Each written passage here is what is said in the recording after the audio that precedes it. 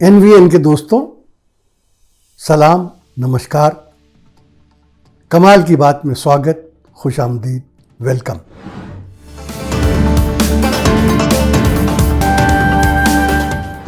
दोस्तों, एक खबर आई है,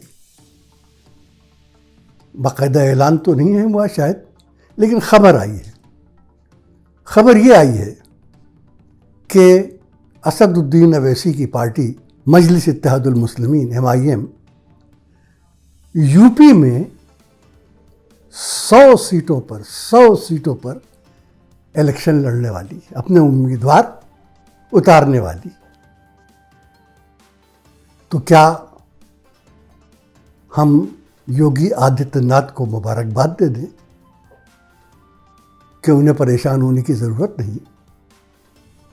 उन्हें बस इतना याद रखना है कि बिहार में क्या हुआ था।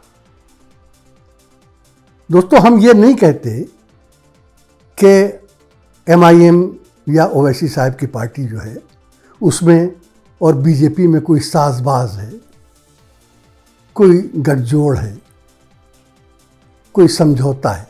हम ये सब नहीं कहते क्योंकि हमारे पास इसका कोई प्रूफ ही नहीं। हम ये भी नहीं कहते कि अमित शाह और असदुद्दीन अवैसी में कोई तालमेल है। हम नहीं कह सकते, हमें मालूम नहीं। लेकिन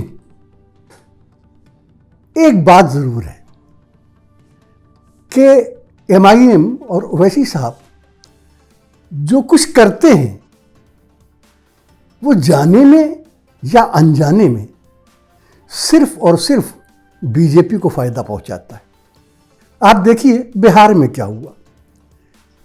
बिहार में तेजस्वी यादव की RJD, कांग्रेस और लेफ्ट पार्टी का एक बहुत मजबूत महागठबंधन बना था, बहुत मजबूत। और ये आम तौर पर सोचा जा रहा था, यकीन किया जा रहा था, विश्वास किया जा रहा था कि इस बार ये महागठबंधन बीजेपी और JDU अलायंस को मात दे देगा। कितनी जबरदस्त मीटिंग्स हो रही थी तेजस्वी यादव की। मोदी और अमित शाह की मीटिंग्स में कुर्सियां खाली दिखाई देती थी। नीतीश कुमार की मीटिंग में तो लालू प्रसाद यादव जिंदाबाद के नारे लग रहे थे। और ये तय था कि ये महागठबंधन इस बार गवर्नमेंट बना लेगी। जब नतीजे आए हुए तो क्या मालूम हुआ? मालूम ये हुआ कि RJD यानी तेजस्वी यादव की पार्टी, राष्ट्रीय जनता दल, सबसे बड़ी पार्टी बनकर तो आप सामने आ गई, लेकिन जीत एक बार फिर बीजेपी और JDU गठबंधन की हुई। सरकार एक बार फिर उनकी बनी। MIM ने वहां अपने कैंडिडेट्स उतारे थे, और ये कैंडिडेट खास तौर पर उन इलाकों में उतारे थे जहां मुस्लिम वोटों की बहुत बड़ी परसेंटेज है। बिहार के उस हिस्से में वहां क्या हुआ? वहां यह हुआ कि MIM खुद तो 5 कैंडिडेट जीती, लेकिन उसने 15 सीटों पर तेजस्वी यादव की RJD और कांग्रेस पार्टी को हरा दिया। उसका नतीजा क्या हुआ? नतीजा ये हुआ कि नीतीश कुमार की गवर्नमेंट बन गई। अगर ये 15 सीटें महागठबंधन के खाते में आ गई होती तो शायद हिंदुस्तान की हिस्ट्री में वो मोड़ उसी वक्त आ चुका होता जो अब बंगाल के इलेक्शन के बाद आ रहा है या आने वाला है। लेकिन ऐसा नहीं हुआ। यही नहीं कि ऐसा नहीं हुआ, जो 5 MIM के कैंडिडेट जीते वो तो बिल्कुल न खुदा ही मिला, न विसाले सनम, न इधर के रहे न उधर के रहे कि जीती जागती मिसालें बन गए। वो 5 MLA अपनी कोई शिकायत लेकर अगर गवर्नमेंट के पास जाएं, JDU और बीजेपी की गवर्नमेंट के पास जाए, तो वो उनकी शिकायतें इस कान से सुनेगी, उस कान से उड़ा देगी। अपोजिशन से मदद मांगे तो किस मुंह से मदद मांगे? अपोजिशन का तो उन्होंने खुद ही धड़न तख्ता कर दिया था। तो ये 5 मेंबर जो MIM के वहाँ आए हैं, वो किसके काम आ रहे हैं? वो उनके काम आ रहे हैं क्या जो जिन्होंने उनको जिताया था? हाँ, उनको एमएलए होने की वजह से जो बेनिफिट्स मिलने चाहिए वो मिल रहे हैं। अगर से वो खुश हैं तो बड़ी अच्छी बात है। लेकिन अगर वो इसलिए गए थे असेंबली में कि वो मुसलमानों के मसाइल पर बात करेंगे, मुसलमानों की समस्याओं की बात करेंगे, तो भूल जाइए, न की है न कर पाएंगे, और करेंगे भी तो उसका कोई असर नहीं होगा। उसके बाद बंगाल में क्या हुआ? बंगाल में पहला फेज गुजर गया। 8 फेजेस में इलेक्शन था, आपको याद है। पहला फेज गुजर गया, उसमें ओवैसी साहब कहीं दिखाई नहीं दिए। लेकिन जब ये खबर आम हुई कि पहले फेज में तो बीजेपी का शायद सफाया हो गया है, तो नेक्स्ट फेज में असदुद्दीन ओवैसी कलकत्ता पहुंचे और उन्होंने अपने कुछ कैंडिडेट्स का ऐलान भी किया। और उस वक्त किसी और ने नहीं, ममता बनर्जी ने कहा था, याद कीजिए, ममता बनर्जी ने कहा था कि ओवैसी और उनकी पार्टी बीजेपी की मदद करने के लिए आई। হায়দ্রাবাদ থেকে একটা বিজেপির গাই এসছে এবং ওইটা টাকা নিয়েছে বিজেপির থেকে, এবং সেটা ফুরফুরা শরীফের কেউ নয়, ওদের একটা বাচাল ছেলে আছে, সেই ছেলেটাকে নিয়ে টাকা দিয়ে সংখ্যালঘুদের ভোট ভাগ করবার চেষ্টা করছে। आप कहेंगे तो क्या हुआ, आखिर उन्होंने अपने कैंडिडेट उतारे तो नहीं? उतारे इसलिए नहीं, 2 वजहों से। पहली वजह तो ये है कि कलकत्ते से बाहर जो बंगाली रहते हैं, वो मुसलमान हो या हिंदू, वो ना हिंदी समझते हैं ना उर्दू समझते हैं। वो बंगाली के अलावा कुछ नहीं समझते। वो सोचते भी बंगाली में हैं और बोलते भी बंगाली है। मोदी जी और अमित शाह की बात नहीं समझे तो इनकी बात क्या समझेंगे? एक वजह तो ये थी कि उनको वहाँ पर ना कैडर मिल रहा था ना कैंडिडेट मिल रहे थे। दूसरी वजह ये थी कि उन्होंने ये देख लिया कि बंगाल का मुसलमान इतनी मजबूती से दीदी के पीछे खड़ा है कि उसका हिलाना डुलाना मुश्किल बल्कि नामुमकिन। इसलिए उन्होंने अपने पैर वापस खींच लिए। यूपी में वो शायद ये समझ रहे हैं कि यहाँ के मुसलमानों को शायद तोड़ा और खींचा जा सकता है।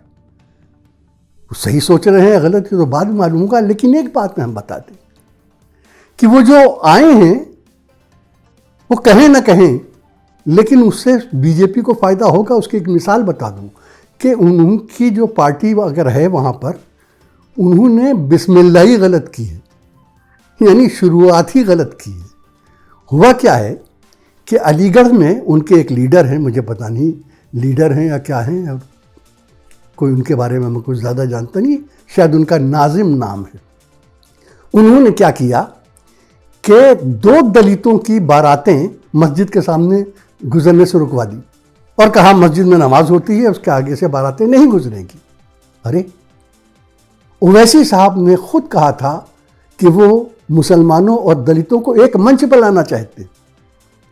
महाराष्ट्र में तो उन्होंने प्रकाश अंबेडकर से समझौता भी किया था।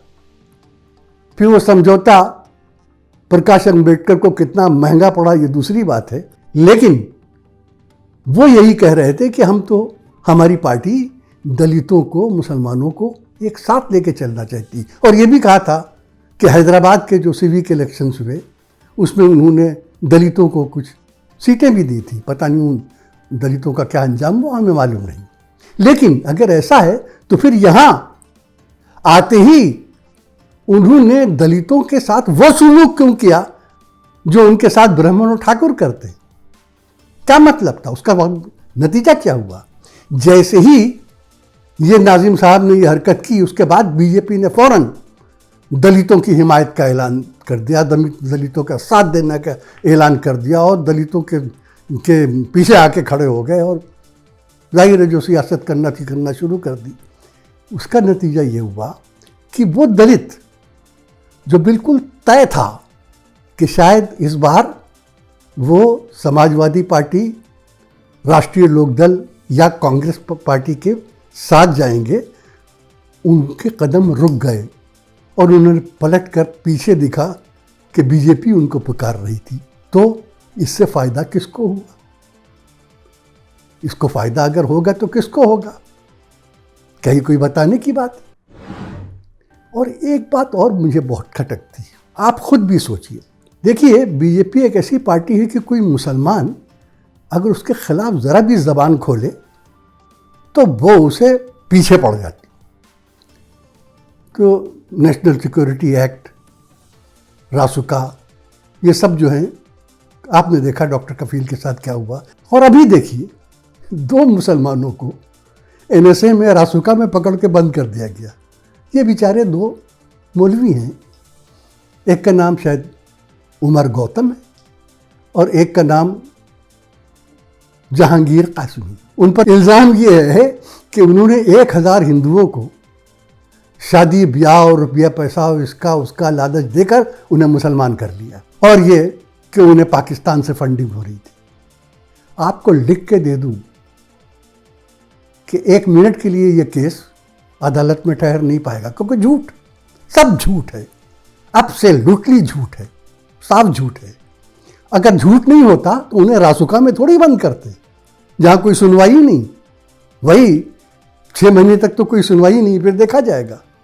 अगर सच्चे थे इल्ज़ाम तो उन इल्ज़ामों में बंद करके और मुकदमा चलाते तो वो छूट जाएंगे। लेकिन मैं क्या कह रहा हूँ, मैं कह रहा हूँ ये वो पार्टी है कि जो अगर कोई मुसलमान ज़रा सा भी कोई ऐसी बात करे जो उसे नागवार हो और जैसे उसको ख़तरा हो कि नुकसान पहुँचेगा, तो फ़ौरन हाथ धो के उसके पीछे पड़ जाती। हमारे असदुद्दीन अवैसी नरेंद्र मोदी और अमित शाह और बीजेपी और इन सब के खिलाफ ऐसी सख्त बातें कहते हैं, इतने तीखे लहजे में बात करते हैं, और हमने तो आज तक बीजेपी की किसी बड़े लीडर की तरफ से उनकी बुराई नहीं सुनी। होती होगी, छोटे छोटे लीडर कुछ कह देते होंगे, लेकिन बड़े लेवल पर हमने आज तक असदुद्दीन अवैसी के खिलाफ बीजेपी के किसी बड़े लीडर को बोलते नहीं सुना। सुब्रमण्यम स्वामी तो उन्हें दोस्त भी कहते थे। ये क्या वजह है? बीजेपी तो वो पार्टी है कि अगर कोई उसके खिलाफ बात करे, मोदी और अमित शाह के खिलाफ, तो CBI, NIA, इनकम टैक्स, सारे के सारे महकमे हाथ धो के उसके पीछे पड़ जाएंगे। लेकिन कभी एक लफ्ज़ भी किसी बड़े लीडर ने, छोटे लीडरों ने मुमकिन है कहा, मुझे मालूम नहीं, किसी बड़े लीडर ने आज तक असदुद्दीन अवैसी की मुखालफत नहीं की। क्यों नहीं की? आप कहेंगे कि साहब उनके खिलाफ कुछ करने को है ही नहीं। तो जिनके खिलाफ कुछ किया था, क्या उनके खिलाफ करने को कुछ था? फारूक अब्दुल्ला पर घपले का केस लगा दिया था, 10 करोड़ या 20 करोड़ का, था नहीं था? वो ये थोड़ी देखते हैं कि इसके ऊपर जो हम इल्ज़ाम लगा रहे हैं वो सही है या नहीं है, वो तो बाद में देखा जाएगा। पहले तो CBI इंक्वायरी करेगी, ये इंक्वायरी होगी, वो इंक्वायरी करेगी, दिनों और घंटों मामला चलेगा। लेकिन असदुद्दीन अवैसी के खिलाफ कभी कुछ नहीं हुआ। आप कहेंगे शायद उनके खिलाफ कुछ करने को है ही नहीं, वो सियासत में है। सियासत कोयले की कान होती है, और कोयले की कान में कोई जाए और उसके सफ़ेद लिबास पे धब्बा न लगे, ये चमत्कार ही होगा। बहरहाल, अब वो यूपी में इलेक्शन लड़ रहे हैं, उन्हें इलेक्शन लड़ने का हक़ है, उन्हें पार्टी बनाने का हक़ है, सब कुछ हक़ है। लेकिन वो जो कर रहे हैं उससे यूपी के मुसलमानों का कोई भला होने वाला नहीं। अगर कुछ MLA उनके जीत भी गए तो उनका वही अंजाम होगा जो उनके बिहार में और दूसरी स्टेट में जो जीते हुए MLA हैं उनका हुआ है, वो कुछ नहीं कर पाएंगे। तो हम यूपी के मुसलमानों से सिर्फ एक बात कहते हैं, वो बात यह है कि माने न माने आपको ये इख्तियार है, माने न माने आपको ये इख्तियार है। हम नेको-बद हुजूर को समझाए जाते हैं, तो हमने अपना फ़र्ज़ पूरा कर दिया, आगे आप जाने। तो आज बात यही ख़त्म करते हैं दोस्तों। अगले वीडियो तक के लिए हसन कमाल, आज़म शहाब, डॉक्टर सलीम और फैसल सैयद को इजाज़त दीजिए।